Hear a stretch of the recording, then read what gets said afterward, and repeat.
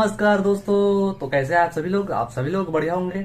और दोस्तों, कल मैंने एक वीडियो डाले थे होली पैच का प्ले करके रोलिन एसपीडी 20 प्रो में।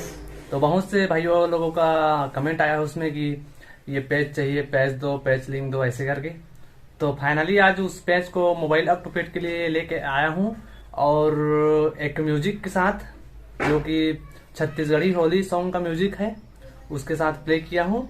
और दोस्तों, पसंद आए तो प्लीज वीडियो को लाइक और शेयर कीजिएगा, और नए हो चैनल में तो चैनल को सब्सक्राइब कीजिएगा, ताकि आपके लिए फिर ऐसे नए नए वीडियो लाता रहूं। ठीक है दोस्तों, तो फुल सपोर्ट कीजिएगा, और आगे मोबाइल के लिए पेज चाहिएगा तो आपको दूंगा जरूर। ठीक है, तो चलिए दोस्तों, वीडियो में आगे बढ़ते हैं।